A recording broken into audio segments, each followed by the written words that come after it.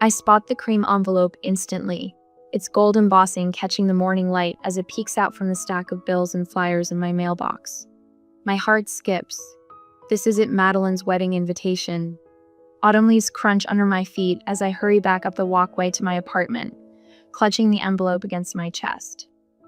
The paper feels expensive between my fingers, thick and textured. I settle at my kitchen counter and slide my finger under the seal, careful not to tear it. Inside, I find a collection of cards: the formal invitation, a response card, and a detailed itinerary. My name is printed in elegant calligraphy, Miss Renee Jenkins. I smile, running my finger over the letters before turning to the weekend schedule. The smile freezes on my face. I flip through the cards again, slower this time. There must be a mistake. But there isn't. I'm listed as a regular guest. Not a bridesmaid, not maid of honor. Just a guest. Like Madeline's college roommate or Dad's business associates. A cold weight settles in my stomach as I scan the itinerary. Professional photography at 2 p.m.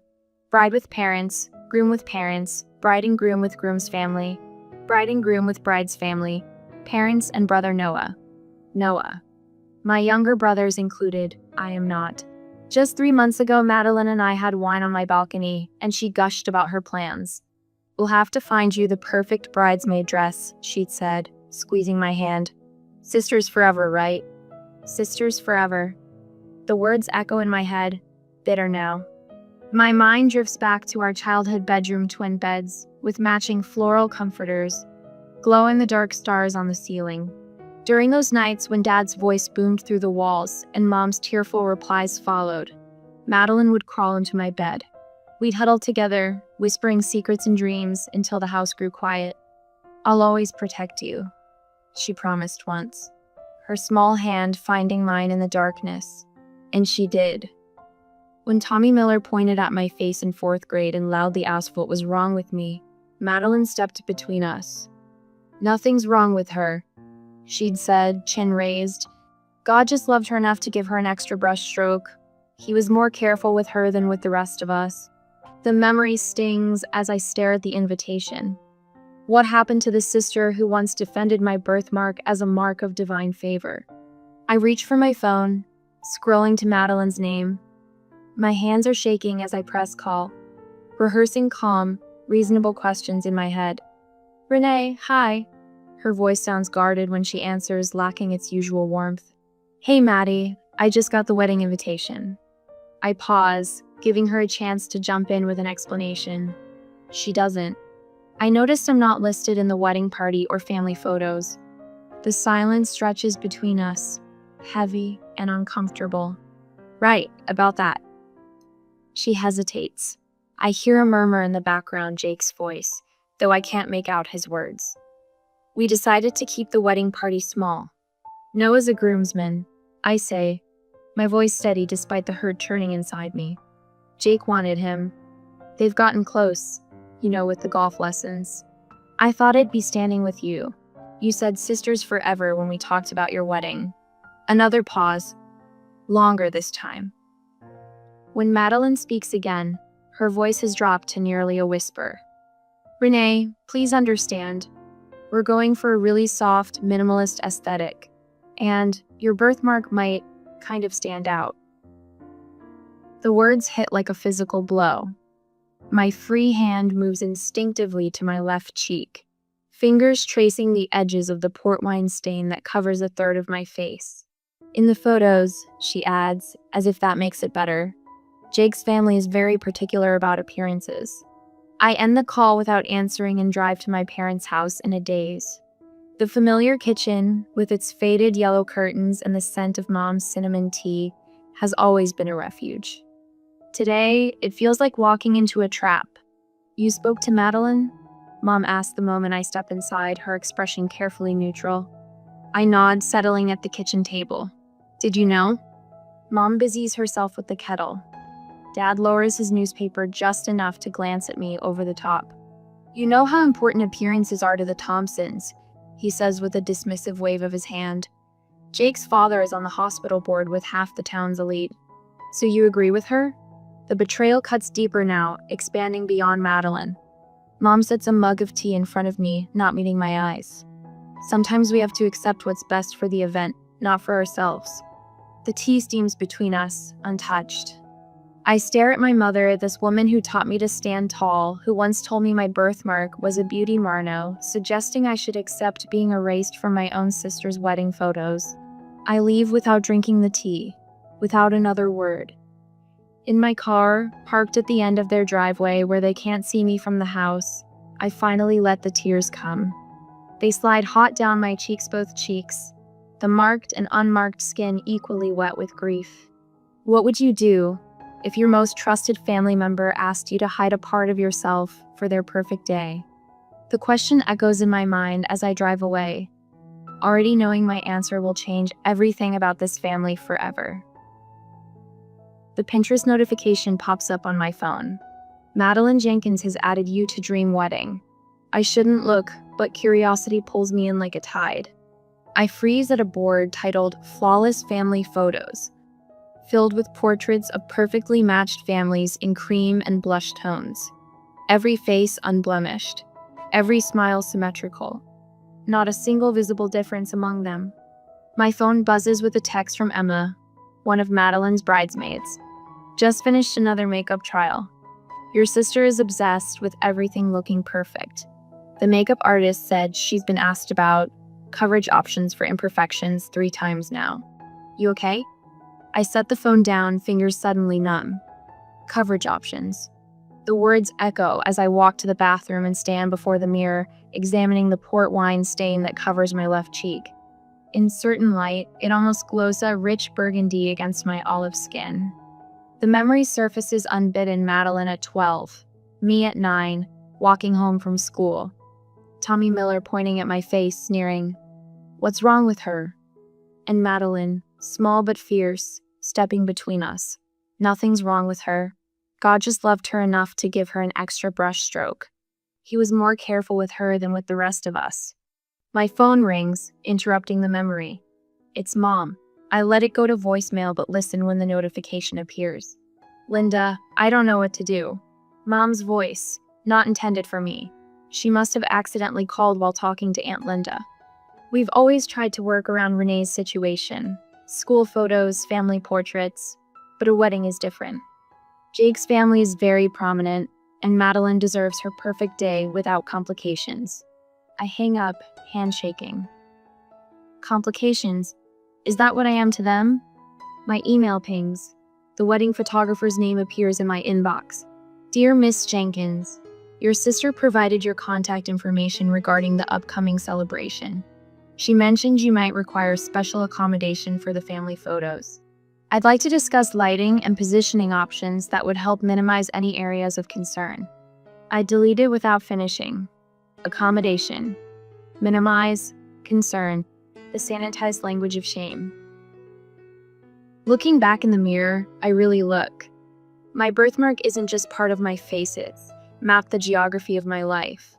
It's determined where I stand in rooms, how I turn my head in conversations, which side faces the camera.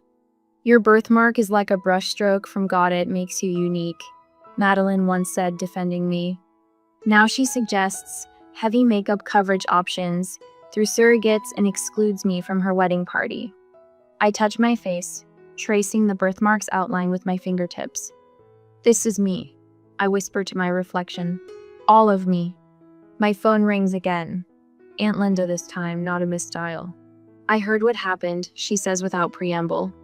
It's not right, Renee. Her words land like a balm on raw skin. Finally, someone in my family seeing the injury for what it is. After we hang up, Emma arrives with wine and fierce loyalty. Your sister is being horrible, she announces, pouring generous glasses. And your parents are enabling it. Later that night, Marcus from work calls, having heard fragments of the story. My family didn't come to my wedding because my husband is black, he tells me. Sometimes the family you're born into isn't the family that deserves you. His words stay with me as I search my closet the next morning, looking for an old photo album. I find it under a stack of winter sweaters, sir, childhood, captured in fading Polaroids. There it is on page 12. Madeline and me in plastic tiaras, draped in Mom's old scarves as royal robes. I'm 7, my birthmark vivid against my smiling face. Madeline is 10, her arm thrown protectively around my shoulders. Both of us beaming without reservation. I carefully remove the photo and find a silver frame in my desk drawer. It fits perfectly. Then I sit with a notepad, drafting and redrafting a message to accompany it. 2 hours and a dozen attempts later, I have the words, "Thank you for helping me realize not everyone who calls you family actually sees you as part of the picture." I wrap the framed photo carefully, slide it into a small box with my note, and add the response card marked, "Will not attend," where it asks for my RSVP. My hand shakes as I seal the envelope, but my resolve doesn't waver.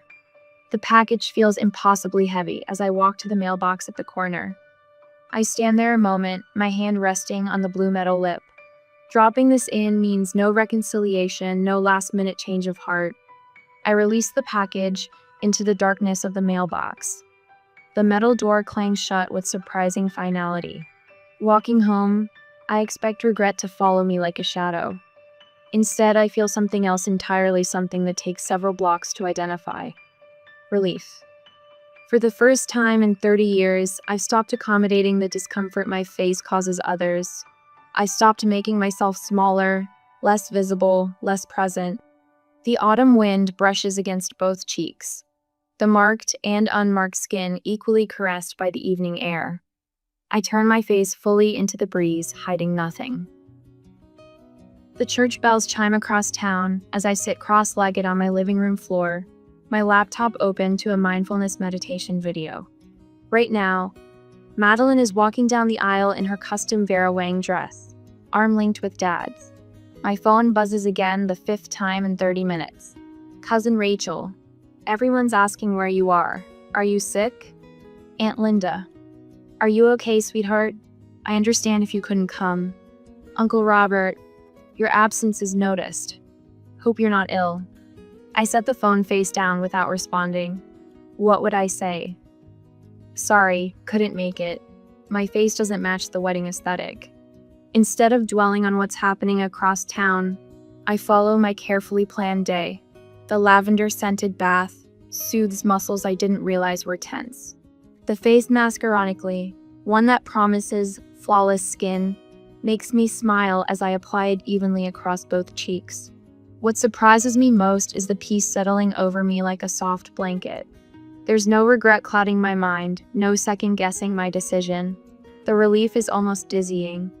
After my bath, wrapped in my softest robe, I find myself pulling the old photo album from the bookshelf.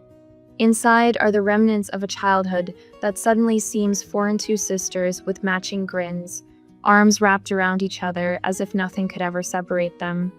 There's the Christmas when Madeline gave me half her candy because a relative had forgotten my stocking. There we are at the beach, 16 and 13, sunburned and laughing, my birthmark clearly visible because I'd sweated off the makeup Mom insisted I wear. The realization hits me like a physical blow. I've been silent about my pain for decades. Every time Mom suggested I do something about my face, every time Dad positioned me at the back of family photos, I smiled and nodded and turned the other cheek, the unmarked one, toward the world. No more. I reach for my phone with sudden resolution. Opening the camera, I position myself near the window where the afternoon light streams in. No filter, no strategic angle, no makeup, just me, birthmark and all. My thumb hovers over the capture button. 3 deep breaths, and I press it. The caption takes me 4 attempts. Too angry, too bitter, too apologetic. Finally, I type. It's okay. I don't need to be in the picture. I just thought I was part of the family. My finger trembles as it hovers over share. 1 click and this private pane becomes public. I press it. Within minutes, the notifications begin. Heart emojis from close friends. Supportive comments from coworkers. Then something unexpected, a share from someone I don't know, with the caption, "This touched my soul." How many of us have been erased from our own family stories? By morning, I wake to thousands of notifications. 10,000 likes, shares in the thousands, comments numbering in the hundreds. As I scroll, disbelief mounting, I see that my small moment of truth has erupted into something far beyond my control. News sites have picked up the story. Wedding rejection goes viral. Strangers are sharing their own stories of family exclusion in the comments. I have vitiligo, and my cousin asked me not to be in her wedding photos. I never told anyone how much it hurt until seeing your post. My daughter has a facial scar from an accident. She's only 8 and already learning to hide. Thank you for showing her another way. 3 different news stations have sent interview requests. A facial difference advocacy organization has reached out asking if I'd consider becoming a spokesperson. My private pain has become a public conversation. The first call comes from Mom at 7:43 a.m., followed by 3 more in quick succession. I let them all go to voicemail. When I finally listen, her voice progresses from confusion to anger to tearful pleading. "Renee, what have you done? Everyone is calling us." The second message is higher pitched.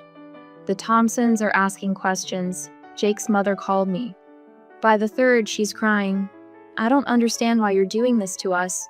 We've always protected you, always made sure you felt included despite your condition." Next comes Dad's text, blunt and dismissive. "Fix this embarrassment immediately. You've gone too far this time." It's nearly noon when Madeline calls from her honeymoon. I answer this one, my composure hard-won through a morning of deep breathing. "How could you?" she demands, her voice thick with tears. "This was supposed to be the happiest time of my life, and now everyone's talking about your post instead of my wedding." "I didn't mention your name or your wedding," I reply, my voice steady despite the tremor in my hands. "I shared my truth." "Your truth?" She spits the words. "What about family loyalty? Privacy? That's rich coming from you, Maddie." Her voice drops to a whisper. "Jake's family saw it. His mother asked if I was ashamed of you. Some of our wedding guests messaged me asking why you weren't there. They said they didn't see you in any of the ceremony photos. Do you have any idea how humiliating that was?" I close my eyes, absorbing the revelation. People noticed my absence. They questioned it. "I'm sorry you felt humiliated," I say finally. "I know how important appearances are to you." After we hang up, I sit in the stillness of my apartment, trying to process what's happening. I never expected this. I'm not an influencer or a public speaker or an activist. I'm just Renee Jenkins, the woman with the birthmark who finally stopped hiding. My phone pings with a new email notification. A producer from Morning America wants me to share my story. What happens when a private family rejection becomes a public conversation? I never expected to become the voice for thousands who felt invisible, but as my trembling fingers reach for the keyboard to respond, I realize my next move will show us all what true courage looks like. The call comes on a Tuesday morning while I'm stirring honey into my tea. The producer's voice is warm, almost reverent. "Miss Jenkins, your story has touched so many people. We'd like to invite you to share it on Morning Conversations with America." My spoon clatters against porcelain. The show reaches millions, mostly women over 50, who send prayer chains and vote in every election. Women like my mother. I spend hours considering whether to accept. This isn't about revenge. It's about the thousands of comments from people with visible differences who've endured similar rejections. Their stories haunt and deserve to be acknowledged. "I'll do it," I tell the producer when she calls back. But I want to focus on acceptance, not my specific family situation. She agrees immediately. "That's exactly why we chose you, Renee. Your dignity speaks volumes." Dad's call comes that night, his voice carrying that false casual tone that always precedes a threat. "This family business needs to stay private," he says without preamble. "Your grandfather left the lake house to me, and I determine who inherits it. Remember that before you go embarrassing us on national television." Within hours, Mom appears at my door, uninvited. "Sweetheart," she says, slipping past me into the apartment. Her perfume, the same lily scent she's worn since childhood, fills my entryway. "Family matters should stay private. That's how we were raised." "You're only worried about privacy now that people are seeing the truth," I counter. She sighs. "Jake's family is mortified. His father sits on boards with people who watch that show. Jake himself calls Nexus lawyer voice in full effect. Public disparagement has legal consequences, he says. I'm asking you, as family, to reconsider. Just before bed, my phone dings with a text from Noah. I should have said something at the wedding. No apology, no commitment to do better. Just an acknowledgement that comes too late. The studio lights are warmer than I expected. The makeup artist worked carefully around my birthmark, enhancing my features without trying to conceal what makes me different. Catherine Mills, the host, leans over during the commercial break. Remember, this is your story to tell. Take your time. The red light blinks on, and suddenly we're live to millions of viewers. Renee, your post about feeling excluded because of your birthmark resonated with thousands. Can you tell us what happened? I take a deep breath. I'd rather not focus on specific family details. I begin. What matters is that I spent decades believing I needed to minimize myself to deserve inclusion. I don't mention Madeline by name.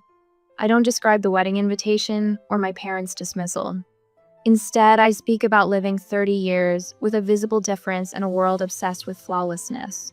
This birthmark doesn't define me, I say, my voice growing stronger. But how people respond to it defines them. When I check my phone afterward, messages flood in, not just from friends, but from strangers. A woman whose burn scars kept her from attending her son's wedding. A teenager with alopecia whose yearbook photo was airbrushed without permission. They all say variations of the same thing. Thank you for speaking up. I thought I was alone. That night, I start a blog. I call it the Picture Perfect Family Myth, and write about the gap between the stories families tell themselves and the painful truths they hide. The myth of the perfect family is perhaps the most dangerous story we tell ourselves, I type. It leaves no room for our authentic selves, only the versions others can tolerate. I write until dawn breaks, the words flowing like a river breaking through a dam. With each paragraph, I feel lighter, cleaner, more myself. Comments appear almost immediately from people sharing their own stories of conditional acceptance. Your words gave me courage to look in the mirror again. Writes someone with facial scarring. I've been hiding my true self from family for decades, admits another. Their vulnerability becomes a mirror, reflecting my own healing journey. 2 days later, Mom texts, "We should talk things through." Sunday dinner? I craft my response deliberately.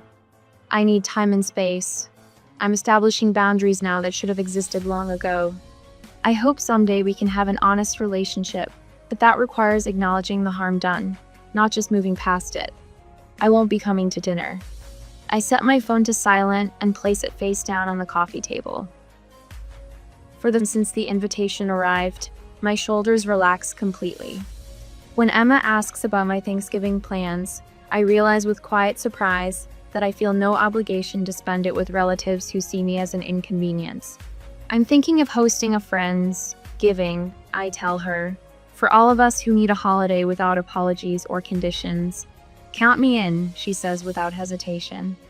I hang a new mirror in my entryway larger than the old one, positioned where the morning light hits it directly. Each day, I look at my reflection fully, no angle or shadows to minimize my birthmark. This face me whole, complete face is the one I'm finally ready to show the world.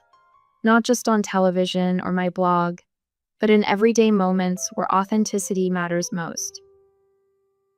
I check my lipstick one last time in Aunt Linda's guest bathroom mirror, shade that compliments rather than distracts from my birthmark. My therapist, Dr. Chen's voice echoes in my mind. Remember, you're not there to convince them. You're there to speak your truth. 6 months have passed since Madeline's wedding. 6 months of unanswered calls gradually tapering to tense text messages. 6 months of rebuilding myself while they whispered about my absence. Emma waits in the hallway, scrolling through her phone. "Ready?" she asks, squeezing my elbow. I nod, my heartbeat steadier than I expected. As I'll ever be. The living room falls silent as we enter. They're arranged like a tribunal, Mom and Dad on the floral love seat, Madeline perched on an armchair, Noah leaning against the fireplace mantel. Aunt Linda hovers near the kitchen doorway, arms crossed. "You brought someone." Mom's voice carries that familiar note of disapproval. "This is a family matter, Renee. Emma is family to me, I reply, the words coming easier than they would have 6 months ago. She stays. Dad clears his throat. This has gone far enough. Your mother hasn't slept properly in months. The Hendersons asked if you were in some kind of institution. We told them you were having a difficult time. Mom interjects, twisting her wedding band. A nervous breakdown. It was kinder than explaining you'd abandon your sister. Abandoned? The word hangs between us. I was never invited to be part of it in the first place. That's not fair, Madeline says, tears already welling. You're twisting everything to make yourself the victim. Do you know what it's like having my wedding remembered as the one where the sister didn't come? You stole my moment. I take a deep breath, feeling the practiced words rise to my lips. I've listened to you my entire life. And that's the problem, Dad interrupts. You've always been too sensitive, making mountains out of molehills. No. The single word silences the room. Even Emma looks surprised at the steel in my voice. The problem is that I spent 30 years believing that love meant making myself smaller, easier to digest, less visible. I pull a small photo album from my bag, opening to a marked page. Here's me at 7, positioned at the back of every family photo. Here's me at 16, makeup caked on my face for Noah's graduation. Here's the Christmas card where I'm turned at an angle to hide my left side. Mom's face crumples. We were protecting you. From what? I ask, setting the album on the coffee table. From feeling like I belonged exactly as I am? Our family has a certain image, Dad says, his jaw tight. The Jenkinses have always prided ourselves on appearances. I finish for him. But at what cost? I don't need your approval to value myself anymore. Madeline stands, pacing now. This isn't just about your birthmark. It's about how you've always needed to be different, to make everything about you. My wedding was supposed to be perfect. Perfect for whom, I ask. Your rejection hurt because I loved you so completely. I believed you when you said, sisters forever. Remember when you told me God gave me an extra brushstroke? What changed, Maddie? The question hangs in the air. Madeline opens her mouth, closes it, then sits back down. Dad pushes himself up from the love seat. I won't sit here and be lectured by my own daughter about family loyalty. His footsteps echo through the hallway, followed by the decisive slam of the front door. Mom's controlled facade finally breaks. She sobs not the performative tears I've seen my whole life, but guttural, genuine cries that bend her forward. Madeline stares at her hands. Jake said it would look awkward in the photos, his mother thought. I shouldn't have listened, but I did. Noah steps away from the mantel, approaching me for the first time. I knew it was wrong, he says quietly. At the wedding, people kept asking where you were. I said you were sick, but I knew. I'm sorry, Renee, I should have said something. You're all sorry now, I say. But would you be if I hadn't walked away? If I'd just shown up and stood where I was told, hidden when asked, like always? Aunt Linda moves from her corner, positioning herself beside me. I've watched this happen for years, she says, her hand finding my shoulder. This family has a history of hiding what we think are imperfections. My sister Darlene, your grandmother's cousin, had a clubfoot. They kept her home from family weddings. My own daughter's learning disability was our family secret until she struggled so much in college that she dropped out. She looks at my mother. I regret not speaking up sooner. The weight of Aunt Linda's words settles across the room. An elder saying, Renee is right, creates a seismic shift I feel in my bones. What happens now? Noah asks. I look around at these people whose blood I share, whose approval I once craved more than oxygen. That depends, I say, on whether any of you are ready to see all of me, not just the parts that fit your perfect picture. I stand before 20 women at the community center, my hands steady as I gesture to the projected image behind me, a photo of my face, birthmark fully visible, smile genuine. The moment I stopped hiding, I tell them, was the moment I started living. They nod. These women with their own visible differences, scars, birthmarks, skin conditions. 2 years after Madeline's wedding, I found my purpose in these workshops. My collection of essays, marked, Finding Beauty in What Makes Us Different, sits on a small table by the door. The journey from rejected sister to published author still feels surreal some days. After the workshop, I walk home through autumn leaves that mirror those from the day I received Madeline's invitation. But today they're crunched beneath my boots, sounds like applause, not judgment. My apartment different now, filled with photographs I've taken of people with visible differences. Their faces radiating joy welcomes me with the scent of the cinnamon candle Emma gave me for my birthday last week. The celebration still warms me. Friends gathered around my dining table, raising glasses to my 32nd year, seeing meal of me without flinching. Dr. Levine says I've made remarkable progress. Family wounds are the deepest, she told me in yesterday's session. Healing from them is a lifelong practice. I settle on my couch and open my laptop to an email from Noah. Unlike Madeline and Dad, my brother has fought his way back into my life with persistent honesty. His messages come weekly now, tentative, but determined bridges across the family divide. I told Dad about your book award yesterday. He didn't say much, but he kept the newspaper clipping. Maybe that's something. I sigh. It's not an apology, but it's more than I expected. Aunt Linda calls to check on me almost daily, her fierce love a bedrock I never knew I needed until my family's foundation crumbled. Mom's letters arrive monthly, written in her perfect penmanship on cream stationery. They rarely mention my birthmark directly, but last week's note included a hesitant question. Would you send me a link to that interview you did about children with birthmarks? It's not understanding. Not yet. But it's reaching. The cream envelope on my coffee table catches my eye another wedding invitation. But nothing like Madeline's. It's from my college roommate Sophia, with a handwritten note tucked inside. You'll be photographed exactly as you are, beautifully you.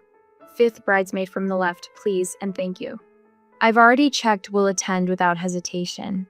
The contrast isn't lost on me how different it feels to be wanted exactly as I am. Last night, after dinner with Marcus, he kissed me for the first time. His fingers traced the edge of my birthmark with a reverence that made my breath catch. I've wanted to do that since we met, he whispered. The possibility of being loved completely unfolds before me like a map to a country I never thought I'd visit. I placed Sophia's invitation next to a photograph taken at Emma's sister's wedding last month. There I am, standing in the bridal party, birthmark visible, smile radiant. You're perfect just as you are, the photographer had said, not as a reassurance but as a simple fact. The peace I felt in that moment returns now as I touch the photograph. I don't need to be airbrushed into perfection. I don't need to be tolerated or accommodated.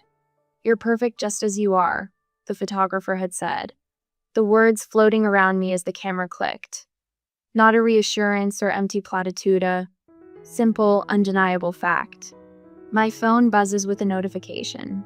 Another registration for next month's workshop. The community I've built extends beyond this City Now an online forum where people share their stories of visible differences, celebrating rather than hiding.